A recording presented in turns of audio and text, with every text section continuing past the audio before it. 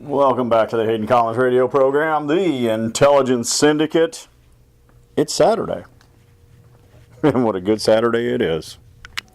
Had an interesting conversation to start off the week with some individuals from Washington, D.C., claiming that there is no reason for term limits because they have elections every 2 years. So I'm going to debunk that right now, and I'm going to go step by step in debunking this, just so everybody understands the need for term limits, because there are elections every 2 years, but they are party elections. They're not district elections, and they are exclusive. Only party members can select candidates. So we're going to review this. So here's how it works. In any given election, 90% of the time, and the odds are even worse now, I'd say it's 95% of the time, the incumbents, the guys who already have the seat, will keep the seat. Even though they have a 97% disapproval rating from the general public, they keep the seat. You have to ask yourself, how can that be? How can that individual still keep his seat when everybody in the district thinks he's doing a lousy job? Because everybody in the district is not allowed to vote. Think about that for a moment.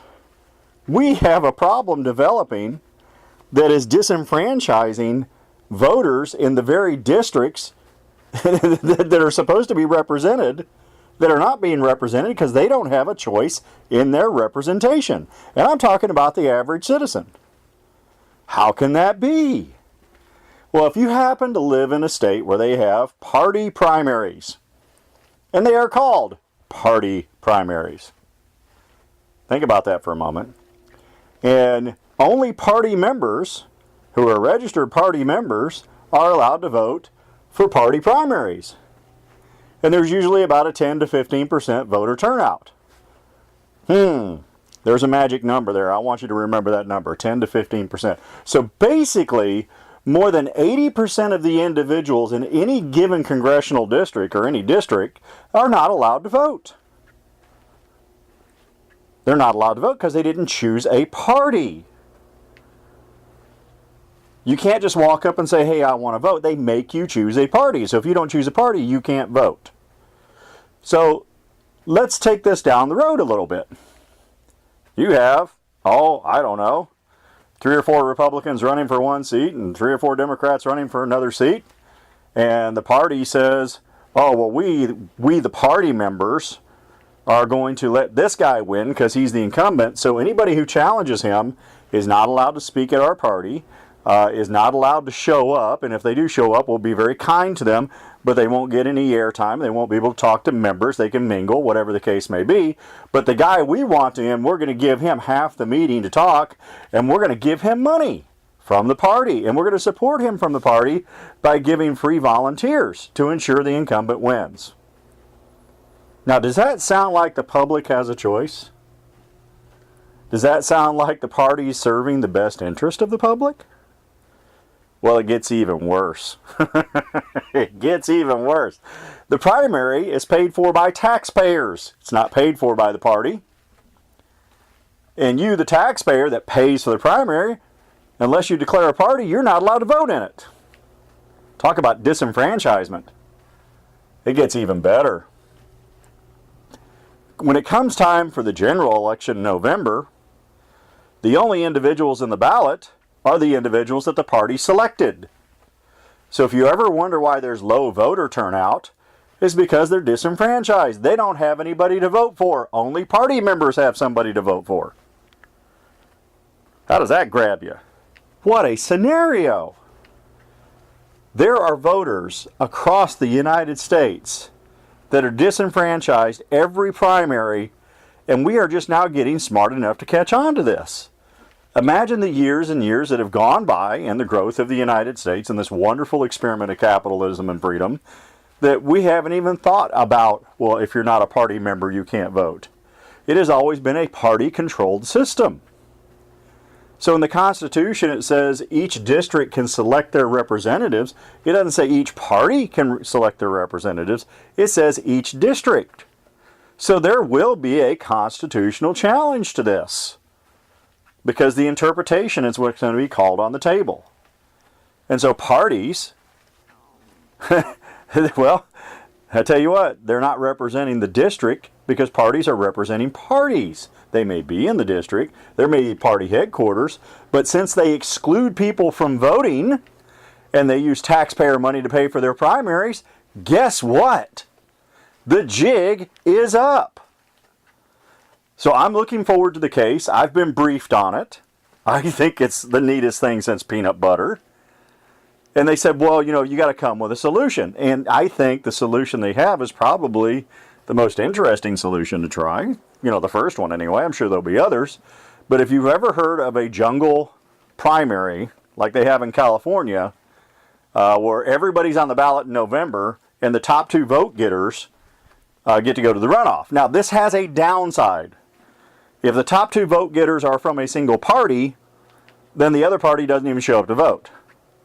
So what they're talking about is a modified jungle to where the top 2 vote getters cannot be from the same party. So if Billy and Bob are from the Democratic Party and they're both the top 2 vote getters, only the top vote getter for the Democratic Party can be on the ticket, and then the next highest vote getter from regardless of whatever the party is gets to go next to him. So you definitely will have choices between parties in November. It may not be Democrat and Republican. It may be something completely different. It may be out of, and I almost hate to say this, out of control of the party system. So you will have 2 people to vote off in each runoff. They may not be, party select, but here's the neat thing. In some states, they're already doing this. They don't put the party affiliation next to the name.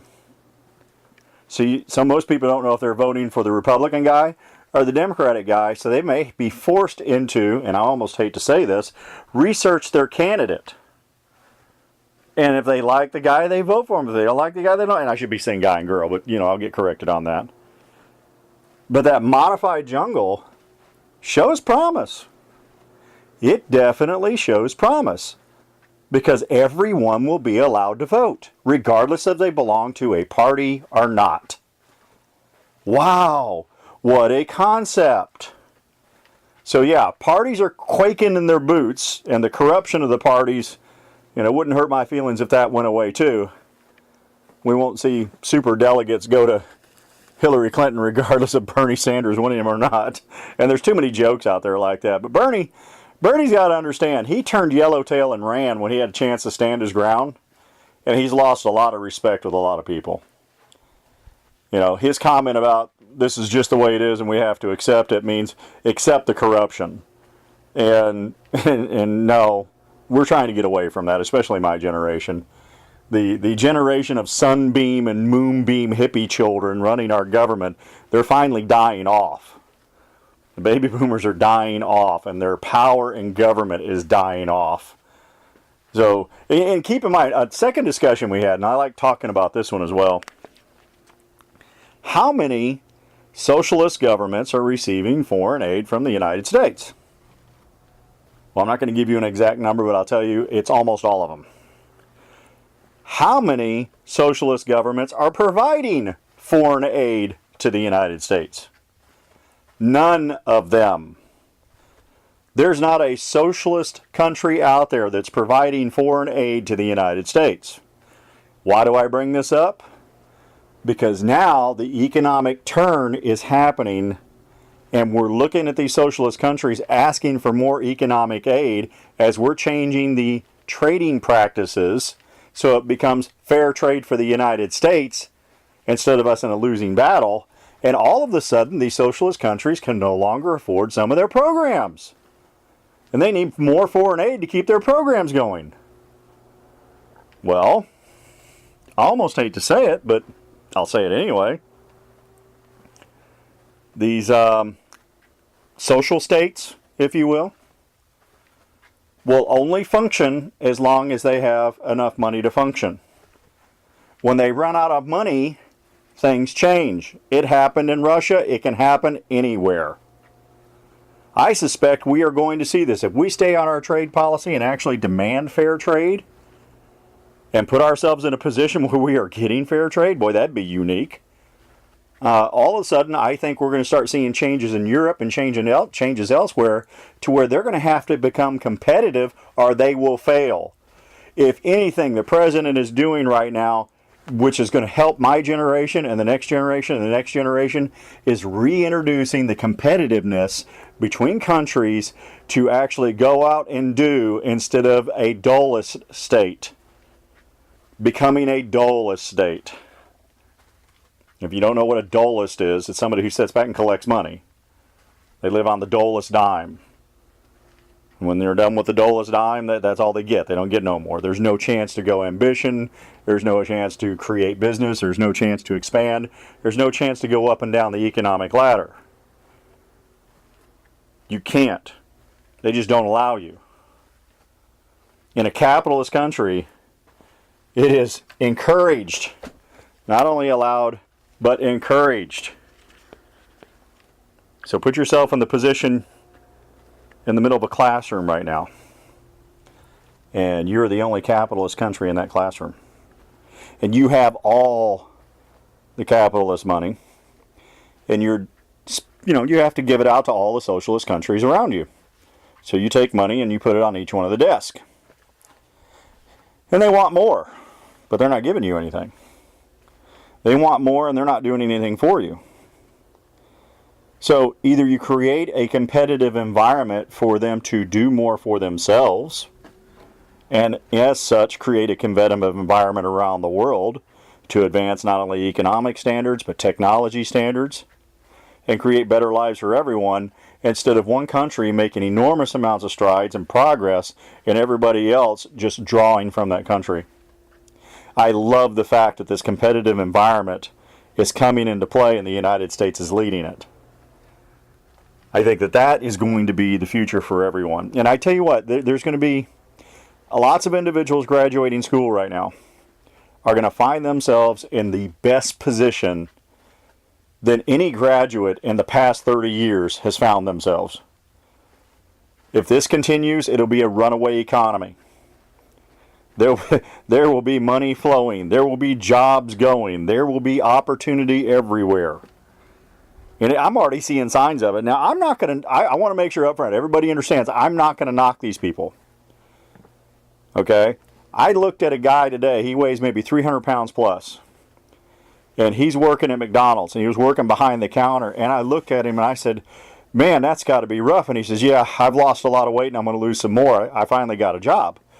I said, really? He goes, yeah, I'm working part-time and I'm bringing it down. I said, man, that's fantastic. He goes, yeah, I don't eat here. I want to look like you. Now, of course, I weigh 178. For my height, I guess that's all right. But he said, I want to look like you. And I said, brother, bring it. We're good to go. But I thought about that for a moment. Employers are hiring and firing at a very high rate. Now, I have to explain this. I really have to explain this. Some people are re-entering the job market. They get put on 90 days probation. Some of them don't make the 90 days probation, but since the economy's so good, they leave that job and go find another one directly into the 90 days probation. Or they draw unemployment for a few weeks until they find another 90 days probation. Or they go to work for a temp agency and blah, blah, blah, blah. You see the whole circle. But there's this hiring, firing circle going on right now. And the unemployment market is, 3.8, 3.9, statistically almost zero. And individuals like that who haven't had an opportunity before because they couldn't find a job, he was overweight, he wasn't right in his life at that moment, now all of a sudden feel optimistic. Now all of a sudden have their morale boosted. And you can't go wrong. The self-esteem of these individuals are getting better. They're not victims. They're in the game and they are changing their future. And it's all because of what's going on in Washington, D.C. I love that. I love that so much. It's disgusting. I wish, 20 years ago, if this would have happened, I would imagine where I would be right now. All right, so let's go on to this next thing. And this is kind of a little wild and crazy issue. I almost like to... All right, couple of discussions, and I almost like to roll this one around. We had a discussion earlier this week on Wednesday my usual visit to the university. And, oh, yeah, and I have to update everybody. Yes, 4,000 series classes for your doctorate program are butt-kicking classes. I'm getting my head cracked open. I'm going to have to duct tape it closed and go back to class. But I do highly recommend that if you do choose to pursue your doctorate program, allow a gap between your master's program and your doctorate program so you can gain some experience and not look like a fool in class. Because I have a few individuals that came fresh out of their bachelor's, went to their master's, and went fresh out of their master's and went into the doctorate program. And I pity the fool that has to call them doctor because they have 0 to no experience. It is awful. It is absolutely awful. But it's a good thing that about 80% of the class has been out there pounding the pavement for a while. And there's lots of experience of these individuals that are coming to the table saying, look at this economy. Look at what's happening. Look at the change in demographics and look in the change of attitude. It is not, oh, well, we must succumb to the world. No. If we're paying the world, we're not going to succumb to them. If they want foreign aid, they come to us for foreign aid. If they don't like the United States, they don't come to us for foreign aid. They don't want fair trade. We don't trade with them. This whole new attitude is changing it. All right, so I'm sorry. I got off on a tangent there. All right, so those of you that don't know it, we have a movie coming out. It's called Storm. And we're waiting for the release date. I can't... Boy, I tell you what, the movie business, it's a wild business. And I'm learning more and more about it every day since we finished filming on the movie. There's a myriad of things that take place with responsible individuals that do specific things and marketing individuals that do specific marketing and yakety schmackety and blah, blah, blah, blah, blah. So the only thing we have for the movie right now is basically a Facebook page and, an investigative website. We haven't even launched a website or anything. So distributors are looking at the movie. They determine whether or not they're going to distribute and market the movie and how they're going to do it. And it's a little crazy. I've never seen anything like this. So in the state of Georgia, and that's where we are, in the state of Georgia, they have courted the movie industry to come here and do movies and work in Savannah and work in Atlanta. Floyd County Productions. I mean, it's ridiculous. It's all over the place. So when our movie comes out, we're actually going to be the first movie in the state of Georgia that was filmed on location in Saudi Arabia, in Kuwait, in Iraq, and finished and developed here. Now, to me, that's pretty exciting. I mean, I really like that. I think it's kind of neat. But we had some help doing that. And now we're waiting on the roll of the dice in Hollywood between the developers and the distributors and everybody else to see what's going to happen with this effort. So if you get to the Facebook page, it's called Storm, From Hayden to Sandra with Love. It was meant to be an anniversary gift for our 25th anniversary, and it took 2 years to get it done. Oops. So effectively, it's a late anniversary gift. So even if the movie goes out and it doesn't do all that well, it still met its original purpose, and its original purpose was to be an anniversary gift. So I win either way on this one. You can't lose. I can't lose on this, so it's all right. So for the most part, when it does come out and the Facebook page turns over to the distributor's page and everything else, we get a little taste of Hollywood. And if the movie sells really good, then I'm going to get me a new fishing pole. Those of you that are close to me will laugh at that. You understand what it means. But I will get a new fishing pole. Anyway, that's our big announcement this week. Coming up shortly, we got Bobby checking in. Going to have some fun with him. I'm going to try to spin him up and see if it's successful or not. Of course, Nathan's checking in and Rick's checking in. Jonathan Taylor from Alaska sent some information that we're not going to be able to broadcast right away. Oops. And then roundtable is going to be scheduled for 2 weeks from now, because the kids are back in school just getting things started, so we have to slowly bring things back into the roundtable so we don't upset the apple cart. Anyway, come back from the break. We're going to hit it hard. The Intelligence Syndicate. See you in a minute.